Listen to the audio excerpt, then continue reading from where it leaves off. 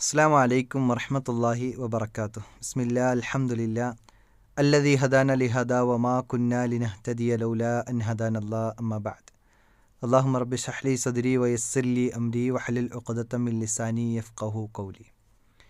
ഏറെ സ്നേഹാദരനരായ സത്യവിശ്വാസികളെ, വിശ്വാസിനികളെ, പലപ്പോഴും സമൂഹത്തിൽ കാണപ്പെടുന്ന പുത്തനാചാരങ്ങൾ, പ്രത്യേകിച്ച് സമസ്ത എന്ന വിഭാഗത്തിൽ ഉണ്ടായി വന്നുകൊണ്ടിരിക്കുന്ന പുത്തൻ പ്രവർത്തനങ്ങൾ, അത് പ്രമാണബദ്ധമായി ഇതൊക്കെ ബിദ്അത്താണ്, ഇതൊരിക്കലും പുണ്യം കിട്ടുന്ന കാര്യമല്ല, മറിച്ച് അത് ശിക്ഷ കിട്ടുന്ന കാര്യമാണ് എന്ന് ഉത്ബോധിപ്പിക്കുമ്പോൾ പലപ്പോഴും അവർ തിരിച്ച് അതിനെ ഗണ്ണിക്കാൻ വേണ്ടി, ഏറ്റവും അടുത്ത ഉദാഹരണം എന്നുള്ള നിലയ്ക്ക് ഇപ്പോൾ റബീഉൽ അവ്വൽ കഴിഞ്ഞ ഒരു സാഹചര്യത്തിലാണ് പ്രവാചകൻ്റെ മേൽ നബിദിനം ആഘോഷിക്കാനും അതിന് ആയത്തുകളെയും ഹദീത്തുകളെയും ദുർവ്യാഖ്യാനിച്ചു കൊണ്ടിരിക്കുന്ന, അല്ലെങ്കിൽ അതിന് തെളിവ് പിടിച്ചു കൊണ്ടിരിക്കുന്ന സാഹചര്യത്തിലാണ് നമ്മൾ കുറച്ച് നാളുകൾക്ക് മുമ്പ് കഴിഞ്ഞു പോയത്. ഏതായാലും അത്തരം പ്രവർത്തനങ്ങൾ ബിദ്അത്താണ്. പ്രവാചകൻ്റെ കാലത്തോ സ്വഹാബത്തിൻ്റെ കാലത്തോ താബിഉകളുടെ കാലത്തോ മൂന്ന് ഉത്തമ തലമുറയിൽ കാണാൻ സാധിക്കാത്ത, ഖുർആനിനും സുന്നത്തിനും എതിരാണ് എന്ന് കൃത്യമായി അത് പ്രമാണബദ്ധമായി പറഞ്ഞു കൊടുക്കുമ്പോൾ അതിനെ ഗണ്ണിക്കണം എന്ന രൂപത്തിൽ, അതിനെ മനസ്സിലാക്കാനല്ല, അതിൻ്റെ വിഷയങ്ങളെ പഠിച്ചുകൊണ്ടല്ല, മറിച്ച് അതിനെ എങ്ങനെ ഗണ്ണിക്കാം എന്ന നിലയ്ക്ക് ആലോചിച്ച് ചിന്തിച്ച് ഗവേഷണം നടത്തി കൊണ്ടുവന്നപ്പോൾ കേരളത്തിൽ അഹ്ലുസുന്നത്തിൻ്റെ വക്താക്കൾ മലയാളത്തിൽ ഖുതുബ നടത്തുന്നു എന്ന വിഷയത്തെ കയറിപ്പിടിക്കുകയും, നിങ്ങൾ ഖുതുബ നടത്തുന്നത് പ്രവാചകൻ കാണിച്ചു തന്ന മാതൃകയല്ലല്ലോ എന്ന രൂപത്തിൽ, പ്രവാചകൻ മലയാളത്തിൽ ഖുതുബ നടത്തിയിട്ടില്ല എന്ന് പറഞ്ഞ് സ്വഹാബത്ത് നടത്തിയിട്ടില്ല, താബിഈങ്ങൾ നടത്തിയിട്ടില്ല, അതുകൊണ്ട് നിങ്ങൾ മലയാളത്തിൽ ഖുതുബ നടത്തുന്നത് ബിദ്അത്താണ് എന്ന് വരുത്തി തീർക്കുകയാണ്. സമൂഹത്തിൻ്റെ മുമ്പിൽ ഇതെടുത്തിടുമ്പോൾ ഒരു വലിയ സംഭവമായി അവർ അവതരിപ്പിക്കാറുണ്ട്. ബിദ്അത്തുൻ ഹസന എന്ന് പോലും ഈ നബിദിനത്തിനെക്കുറിച്ച് വാദിച്ച ആളുകൾ പോലും, അത് പുണ്യം പോലും അല്ല, എന്നാൽ ബിദ്അത്തുൻ ഹസന, നല്ലൊരു ബിദ്അത്താണ് എന്ന് വാദിച്ച ചില ആളുകൾ പോലും അതിനെ ഗണ്ണിക്കാൻ വേണ്ടി, അതായത് അവർക്കതിനെ തെളിവ് പിടിക്കാൻ വേണ്ടി കൊണ്ടുവന്നത് ഈ മലയാളത്തിലെ ഖുതുബയാണ്. നമ്മൾ മലയാളത്തിലെ ഖുതുബയെക്കുറിച്ച് ചില കാര്യങ്ങൾ മനസ്സിലാക്കേണ്ടതുണ്ട്. പ്രമാണബദ്ധമായി അതിനെ മനസ്സിലാക്കുക എന്നതാണ് ഇൻഷാ അല്ലാഹ് ഇന്നത്തെ ഒരു ക്ലാസ്സിലൂടെ നമ്മൾ ഉദ്ദേശിക്കുന്നത്. എന്നാൽ അതിനു മുന്നോടിയായിക്കൊണ്ട് ചില ആളുകളെങ്കിലും ഈ ഖുതുബയും ജുമഅയുമായി ബന്ധപ്പെട്ട് ചില അവ്യക്തതകളും തെറ്റിദ്ധാരണകളും വച്ചു പുലർത്തുന്നുണ്ട്. അത് ആദ്യം പരിഹരിക്കുകയാണ്. ഒന്നാമത്തത്, ചില ആളുകൾ ധരിച്ചിട്ടുണ്ട് ദുഹർ നിസ്കാരത്തിന് പകരമാണ് ഈ ജുമഅ നിസ്കാരം, അതിൻ്റെ ഖുതുബ എന്ന് പറയാറുണ്ട്. ഒരിക്കലും ജുമഅ നിസ്കാരം എന്നുള്ളത് ദുഹർ നിസ്കാരത്തിന് പകരമുള്ളതല്ല. ദുഹർ നിസ്കാരം വേറെ തന്നെയാണ്, ജുമഅ വെള്ളിയാഴ്ചത്തെ ഉച്ചത്തെ ജുമഅ നിസ്കാരം എന്നുള്ളത് വേറെ തന്നെയാണ്. അത് സ്വതന്ത്രമായ നിസ്കാരമാണ്. അതുകൊണ്ട് ദുഹറിന് പകരമല്ല ജുമഅയും ഖുതുബയും എന്നത് തിരിച്ചറിയേണ്ടതുണ്ട്. ഇനി ചില ആളുകൾ പറയുന്നത് ഖുതുബ എന്നത് 2 റക്അത്തും ബാക്കി 2 റക്അത്താണ് നിസ്കരിക്കുന്നത്, അപ്പോൾ ദുഹറും ജുമഅയും, അപ്പോൾ ജുമഅ എന്നത് ദുഹറിന് തുല്യമാണ്, അതിൻ്റെ തുല്യം എങ്ങനെയാകുന്നു? 2 റക്അത്ത് ഖുതുബ, 2 റക്അത്ത് ബാക്കിയുള്ള നിസ്കാരം എന്നിങ്ങനെയാണ് ചിലർ ധരിച്ചു വച്ചിരിക്കുന്നത്. ഇത് രണ്ടും ശരിയല്ല. അങ്ങനെയെങ്കിൽ നമ്മൾ പരിശോധിക്കുമ്പോൾ ഖുതുബ നടത്തുന്നതിന് വുദു നിർബന്ധമല്ല. മാത്രമല്ല, ഖുതുബ നടത്തുന്ന ഖതീബ് ഖിബ്ലയ്ക്ക് ഓപ്പോസിറ്റായിക്കൊണ്ടാണ് നിൽക്കുന്നത്. ഇനി വേറൊരു വിഷയം കൂടി നമ്മൾ പരിശോധിക്കുകയാണെങ്കിൽ, ഖുതുബയ്ക്ക് എല്ലാവരും ഒരേ സമയത്ത് എത്തുന്നില്ല, പലരും പല സമയങ്ങളിലേക്ക് എത്തുന്നു. എല്ലാവരും ഇമാമ് മിമ്പറിലേക്ക് കയറുന്നതിന് മുമ്പ് എത്തണം എന്നതാണ് ശറഅ് കൽപ്പിക്കുന്നത്. അതിലാണ് പുണ്യം കൂടുതൽ. കാരണം ഹദീസുകളിൽ കാണാൻ സാധിക്കുന്നത് മലക്കുകൾ അവരുടെ പേരുകൾ എഴുതാൻ നിൽക്കും. ഇമാം പുറപ്പെട്ട് കഴിഞ്ഞാൽ, മിമ്പറിലേക്ക് കയറാൻ പുറപ്പെട്ട് കഴിഞ്ഞാൽ പിന്നെ അവർ അവരുടെ ഏടുകൾ, മലക്കുകൾ അവരുടെ ആ കിതാബ് അടച്ചു വയ്ക്കും. പിന്നെ വരുന്നവരുടെ പേര് ആ കിതാബിൽ ഉണ്ടാവുകയില്ല. എന്നിട്ട് യസ്തമിഊന അദ്ദിഖർ, ആ ഖതീബിൻ്റെ ഖുതുബയെ ശ്രവിച്ചുകൊണ്ട് മലക്കുകൾ ഇരിക്കും എന്നാണ് ഹദീസുകളിൽ കാണാൻ സാധിക്കുന്നത്.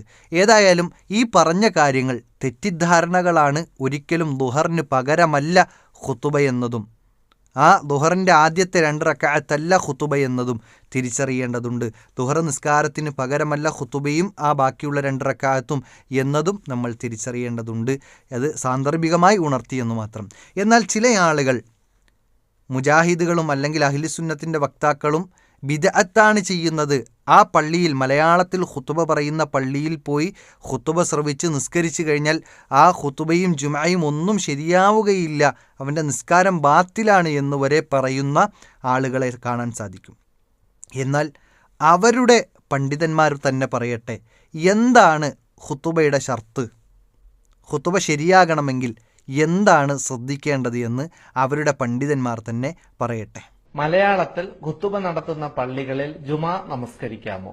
മലയാളത്തിൽ ഖുത്തുബ നടത്തുന്ന പള്ളികൾ ജുമാ നിസ്കരിക്കാമോ എന്നാണ്. ഖുത്തുബ എന്ന് പറയുന്നത് അതിന്റെ ഫർള് അറബി ഭാഷയിലായിരിക്കണം എന്നതാണ്. അപ്പൊ ഖുത്തുബയിൽ നിർബന്ധമായ അൽഹംദുലില്ലാ പോലെയുള്ള സലാത്ത് പോലെയുള്ള കാര്യങ്ങൾ അറബിയിൽ പറയുന്ന പള്ളികളാണെങ്കിൽ കുഴപ്പമില്ല. അപ്പോൾ കേട്ടല്ലോ, ഖുതുബ നിർബന്ധമായ കാര്യം എന്താണ്?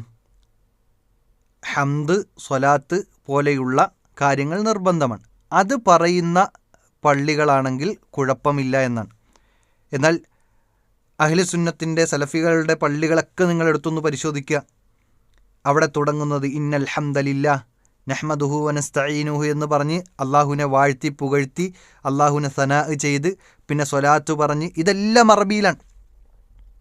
യാ അയ്യുഹന്നാസുത്തഖു റബ്ബക്കുമുല്ലദീ ഖലഖക്കും മിൻ നഫ്സിൻ വാഹിദ പോലെയുള്ള ആയത്തുകൾ അവിടെ ഉത്ബോധിപ്പിച്ചുകൊണ്ട് ഇബാദല്ലാഹ് ഇത്തഖുല്ലാഹ് എന്ന് പറഞ്ഞ് ജനങ്ങളെ തഖ്വയിലേക്ക് അതിൻ്റെ നിർദ്ദേശങ്ങൾ നൽകി. ഇങ്ങനെ അറബിയിൽ ആദ്യം തുടങ്ങിയതിന് ശേഷം പിന്നെ മലയാളത്തിലുള്ള ഖുതുബകളാണ്. റസൂൽ കരീം സല്ലല്ലാഹു അലൈഹി വസല്ലമ മലയാളത്തിൽ ഖുതുബ നടത്തിയിട്ടില്ല എന്നത് ശരി തന്നെയാണ്. സ്വഹാബത്ത് നടത്തിയിട്ടില്ല എന്നത് ശരി തന്നെയാണ്. പക്ഷേ പ്രവാചകൻ സല്ലല്ലാഹു അലൈഹി വസല്ലമയുടെ ഭാഷ എന്തായിരുന്നു? അറബി ഭാഷയായിരുന്നു. പ്രവാചകൻ ഭാര്യമാരോട് സംസാരിച്ചത് എങ്ങനെയായിരുന്നു? അറബി ഭാഷയിലായിരുന്നു. പ്രവാചകൻ സ്വഹാബത്തിനോട് സംസാരിച്ചത് എങ്ങനെയായിരുന്നു? അറബി ഭാഷയിലായിരുന്നു. കച്ചവടം നടത്തിയത് എങ്ങനെയായിരുന്നു? അറബി ഭാഷയിലായിരുന്നു. ഇങ്ങനെ പ്രവാചകൻ്റെ സംസാരം മുഴുവൻ അറബി ഭാഷയിലായിരുന്നു. അതുകൊണ്ട് തന്നെ പ്രവാചകൻ സല്ലല്ലാഹു അലൈഹി വസല്ലമ തൻ്റെ മുന്നിലുള്ള ശ്രോതാക്കളോട് അറബി ഭാഷയിൽ, മുന്നിലിരിക്കുന്നവരും സംസാരിക്കുന്നതും അവർ മനസ്സിലാക്കുന്ന ഭാഷയും അറബി ഭാഷയായതുകൊണ്ടാണ്. പ്രവാചകൻ സല്ലല്ലാഹു അലൈഹി വസല്ലമ അവിടെ ഉത്ബോധിപ്പിക്കുമ്പോൾ തന്നെ ഖുതുബയിലും ഖുതുബയ്ക്കിടയിലും ചില സ്വഹാബിമാർ കടന്നു വരുമ്പോൾ, സുന്നത്ത് നിസ്കരിക്കാതെ പള്ളിയിലേക്ക് ഇരിക്കുമ്പോൾ അവിടെ ഖുതുബയ്ക്കിടയിൽ പോലും സംസാരിക്കുന്നുണ്ട്, അതും അറബി ഭാഷയിലാണ്. ഒരിക്കൽ ഉമർ റളിയല്ലാഹു അൻഹു ഖുതുബ നടത്തിക്കൊണ്ടിരിക്കുമ്പോൾ ഉസ്മാൻ ബിൻ അഫ്ഫാൻ റളിയല്ലാഹു അൻഹു കടന്നു വരികയാണ്. കുറച്ച് ലേറ്റായിട്ടാണ് വരുന്നത്. അപ്പോൾ ആ ഖുതുബയ്ക്കിടയിൽ ചോദിക്കുകയാണ്, അയ്യത്തു സാഅത്തിൻ ഹാദിഹി, ഇത് എത്ര സമയമായി മനുഷ്യ എന്ന് പറഞ്ഞ് ആ സ്വഹാബിയെ ചോദിക്കുകയാണ്, എന്താണ് ഇങ്ങനെ ലേറ്റാവാൻ കാരണം? ഖുതുബയ്ക്കിടയിലാണ്, അതും അറബിയിലാണ്.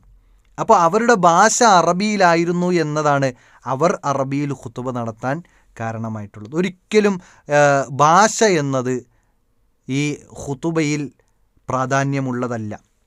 കാരണം വിശുദ്ധ ഖുർആനിൽ നമുക്ക് കാണാൻ സാധിക്കുന്നത് അല്ലാഹു സുബ്ഹാനഹു വ തആല എല്ലാ പ്രവാചകന്മാരെയും നിയോഗിച്ചത് ഒരു ലക്ഷ്യമുണ്ട്.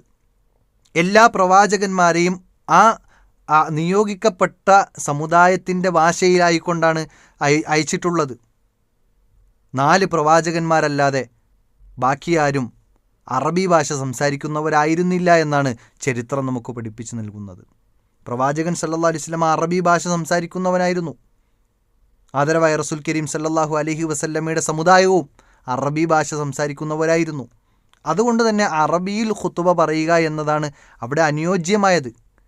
അറബി സംസാരിക്കുന്ന ഒരു വ്യക്തിയോട് മറ്റൊരു ഭാഷയിൽ ഖുതുബ നടത്തിയിരുന്നുവെങ്കിൽ ആ കേൾക്കുന്ന വ്യക്തിക്ക് ഒരിക്കലും മനസ്സിലാവുകയില്ല. വയുദക്കിറുന്നാസ്, റസൂലുള്ളാഹി സ്വല്ലല്ലാഹു അലൈഹി വസല്ലമയുടെ ഖുതുബയുടെ പ്രത്യേകത പറഞ്ഞപ്പോൾ ജാബിർ റളിയല്ലാഹു അൻഹു ഉദ്ധരിക്കുന്ന ഹദീസിൽ കാണാൻ സാധിക്കും, കാന ലി റസൂലില്ലാഹി സ്വല്ലല്ലാഹു അലൈഹി വസല്ലമ ഖുതുബത്താൻ, 2 ഖുതുബകളായിരുന്നു ഉണ്ടായിരുന്നത്. കാന യജ്ലിസു ബൈനഹുമ, അതിന് രണ്ടിനും ഇടയിൽ ഇരിക്കുമായിരുന്നു. യഖ്റഉൽ ഖുർആൻ വയുദക്കിറുന്നാസ്, ഖുർആൻ പാരായണം ചെയ്യുകയും എന്നിട്ട് ജനങ്ങളെ ഉത്ബോധിപ്പിക്കുകയും ചെയ്യുമായിരുന്നു എന്നാണ് റസൂൽ കരീം സല്ലല്ലാഹു അലൈഹി വസല്ലമയുടെ ഖുതുബയെക്കുറിച്ച് പഠിപ്പിക്കുന്നത്. ഖുതുബയുടെ വേളയിൽ ഹറാമുകളെയും ഹലാലുകളെയും കുറിച്ച് പഠിപ്പിച്ചിട്ടുണ്ട്. അത് അറിയാത്ത ഭാഷയിലാണ് പറഞ്ഞിരുന്നുവെങ്കിൽ, സ്വഹാബത്തിന് പരിചയമില്ലാത്തൊരു ഭാഷയിലാണ് പറഞ്ഞിരുന്നത് എങ്കിൽ എങ്ങനെയാണ് സ്വഹാബത്ത് തിരിച്ചറിയുക, അതിനെ മനസ്സിലാക്കുക? ഹലാലുകളെ ഹറാമുകളെ റസൂൽ കരീം സല്ലല്ലാഹു അലൈഹി വസല്ലം ഖുതുബയിലൂടെ സ്വഹാബത്തിനെ ഉണർത്തിയിട്ടുണ്ട്. അത് സ്വഹാബത്ത് ഇംഗ്ലീഷ് ഭാഷയിലും പ്രവാചകൻ സല്ലല്ലാഹു അലൈഹി വസല്ലമ അറബി ഭാഷയിലുമാണ് സംസാരിച്ചിരുന്നത് എങ്കിൽ എങ്ങനെയാണ് അവർക്ക് കമ്മ്യൂണിക്കേഷൻ ക്ലിയർ ആവുക? ഖുതുബ നടത്തുമ്പോൾ സ്വഹാബത്ത് ഇംഗ്ലീഷ് ഭാഷ മാത്രം മനസ്സിലാകുന്ന ആളുകളാണ് പ്രവാചകൻ അറബിയിലും ഖുതുബ നടത്തിയിരുന്നുവെങ്കിൽ ഈ പറയപ്പെട്ട അധ്യാപനങ്ങൾ എങ്ങനെ അവർ മനസ്സിലാക്കുമായിരുന്നു? അതുകൊണ്ട് ഇവിടെ ഭാഷ എന്നതല്ല പ്രാധാന്യം. പ്രവാചകൻ അന്ന് അറബി സംസാരിച്ചിരുന്നു, സ്വഹാബത്ത് അറബികളാണ്, അറബി സംസാരിക്കുന്നവരാണ്, അറബി മനസ്സിലാകുന്നവരാണ്. അതുകൊണ്ട് അറബിയിൽ സംസാരിക്കുന്നു, ഖുതുബ പറയുന്നു. ഇന്ന് നമ്മുടെ മുന്നിലുള്ളത് മലയാളികളാണ്, കേരളത്തിൽ മലയാളികളാണുള്ളത്.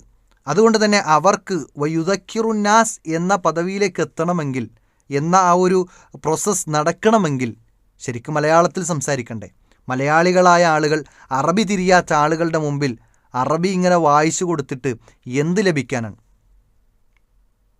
സമസ്തക്കാരുടെ പള്ളിയിൽ ചെന്നാൽ അറബി വായിക്കും ഇമാമ്, കേട്ടിരിക്കുന്നവർ അവർക്കൊന്നും തിരിയാതെ ആ പള്ളിയിൽ നിന്ന് പുറത്തു പോകും. ഖുതുബയിൽ നിന്ന് പ്രത്യേകം ഒന്നും ലഭിക്കാനില്ല. എന്നാൽ അഹ്ലുസുന്നത്തിൻ്റെ സലഫികളുടെ പള്ളിയിൽ വന്നാൽ അവർക്ക് ജീവിതത്തിൽ ഒരു ഉത്ബോധനം, അവർക്ക് ഒരാഴ്ചയിൽ ഒരു ഉണർവ് അവർക്ക് ലഭിക്കുമെന്നതിൽ യാതൊരു സംശയവുമില്ല. ഏതായാലും ഭാഷയിൽ കടുംപിടുത്തം പിടിക്കുന്ന സമസ്തക്കാർ പ്രവാചകൻ്റെ ഖുതുബയിൽ കടുംപിടുത്തം പിടിക്കാറില്ല. അത് എന്തുകൊണ്ടാണ് എന്ന് എനിക്ക് മനസ്സിലാകുന്നില്ല. പ്രവാചകൻ സല്ലല്ലാഹു അലൈഹി വസല്ലമയുടെ ഭാഷയിൽ കടുംപിടുത്തം പിടിക്കുന്ന ആളുകൾ ഖുതുബ നടത്തുന്നത് ആരുതാ?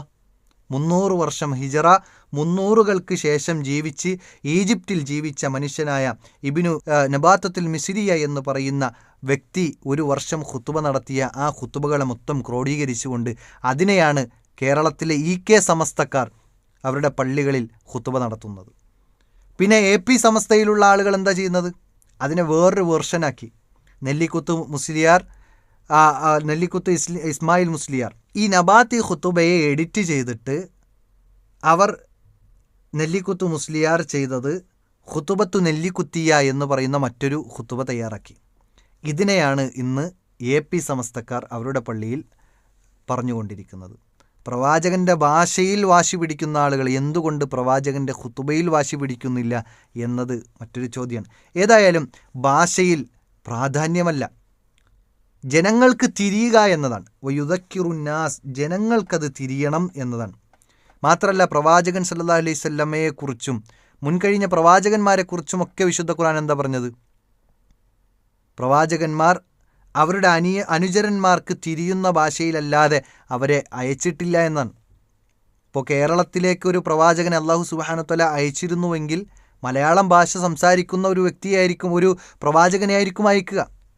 അതല്ലാതെ അറബി ഭാഷ സംസാരിക്കുന്ന ഒരു വ്യക്തിയെ കേരളത്തിൽ അയച്ചാൽ എങ്ങനെയാണ് അവർ അവരുടെ ഇടയിലുള്ള സംഭാഷണങ്ങൾ പൂർത്തീകരിക്കാൻ കഴിയുക? അള്ളാഹുവിനെതിരെ നിൽക്കാൻ ആളുകൾക്കത് ഹുജ്ജത്തായി മാറൂലേ? ഏതായാലും ഇവിടെ വിശുദ്ധ ഖുർആൻ അത് വ്യക്തമായി നമുക്ക് പഠിപ്പിച്ച് നൽകുന്നുണ്ട്. പ്രവാചകൻ വെറുതെ ആയത്തോതി പോവലല്ല ചെയ്തിട്ടുള്ളത്. വയുദക്കിറുന്നാസ്, ജനങ്ങളെ അത് ഉത്ബോധിപ്പിക്കുകയും ചെയ്തു. ഉത്ബോധനം എങ്ങനെ നടത്തി? വിശുദ്ധ ഖുർആൻ പറയാണ് ലിതുബയ്യിന ലിന്നാസി മാ നുസ്സില ഇലൈഹിം, അവരിലേക്ക് ഇറക്കപ്പെട്ട ആ ഗ്രന്ഥത്തെ വിശദീകരിച്ചു കൊടുത്തുകൊണ്ട്. എങ്ങനെ വിശദീകരിക്കുക? അവർക്ക് മനസ്സിലാകുന്ന ഭാഷയിലല്ലേ വിശദീകരിക്കാൻ കഴിയുള്ളൂ. ഇങ്ങനെ വിശദീകരിച്ചു കൊടുക്കലായിരുന്നു പ്രവാചകൻ സല്ലല്ലാഹു അലൈഹി വസല്ലമയുടെ ഖുതുബയിലെന്ന് നമ്മൾ മനസ്സിലാക്കുമ്പോൾ ശ്രോതാവിൻ്റെ ഭാഷ ഉപയോഗിക്കണം എന്നത് തന്നെയാണ് ഇതിൽ നിന്നെല്ലാം നമുക്ക് മനസ്സിലാക്കാൻ സാധിക്കുന്നത്. ഒരിക്കൽ റസൂൽ കരീം സല്ലല്ലാഹു അലൈഹി വസല്ലമ ഖുതുബ നടത്തിക്കൊണ്ടിരിക്കുമ്പോൾ ഒരു വ്യക്തി കടന്നു വരാൻ. ഖുതുബ നടത്തിക്കൊണ്ടിരിക്കുന്ന സമയത്ത് ഒരു വ്യക്തി കടന്നു വരുന്നു. ആളുകൾക്കിടയിൽ കാലുകൾ കവച്ചു വെച്ചുകൊണ്ട് മുന്നോട്ട് വരാൻ ശ്രമിക്കുമ്പോൾ പ്രവാചകൻ ആ ഖുതുബയ്ക്കിടയിൽ ആ വ്യക്തിയോട് അവിടെ ഇരിക്കാൻ പറയുന്നുണ്ട്. അതും അറബി ഭാഷയിലാണ്. അപ്പോൾ ഇതെല്ലാം നമുക്ക് അറിയിച്ചു തരുന്നത് പ്രവാചകൻ സല്ലല്ലാഹു അലൈഹി വസല്ലം അറബിയിൽ ഖുതുബ നടത്തിയത് അത് ആ ഖുതുബ അറബിയിൽ മാത്രമേ നടത്താൻ പാടുള്ളൂ എന്നതുകൊണ്ടല്ല, മറിച്ച് പ്രവാചകൻ്റെ ഭാഷ അറബി ആയതുകൊണ്ടാണ്, കേട്ടിരിക്കുന്ന ശ്രോതാക്കളുടെ ഭാഷ അറബി ആയതുകൊണ്ടാണ്. അപ്പോൾ കേട്ടിരിക്കുന്ന ശ്രോതാക്കളുടെ ഭാഷയായിരിക്കണം എങ്കിലേ വയുദക്കിറുന്നാസ് ജനങ്ങളെ ഉത്ബോധിപ്പിക്കാൻ കഴിയുള്ളൂ. അതാണ് കേരളത്തിൽ സലഫികൾ ഇന്ന് ചെയ്തുകൊണ്ടിരിക്കുന്നത്. അല്ലാതെ മലയാള ഭാഷയിൽ ഖുതുബ നടത്തലൊരു പുണ്യമാണ് എന്ന് പറഞ്ഞ് വാദിച്ചതുകൊണ്ടല്ല. ജനങ്ങൾക്ക് തിരിയുന്ന ഭാഷയിൽ, മനസ്സിലാകുന്ന ഭാഷയിൽ അവർക്ക് പഠിപ്പിച്ചു കൊടുക്കണം, അവരെ ഉത്ബോധിപ്പിക്കണം.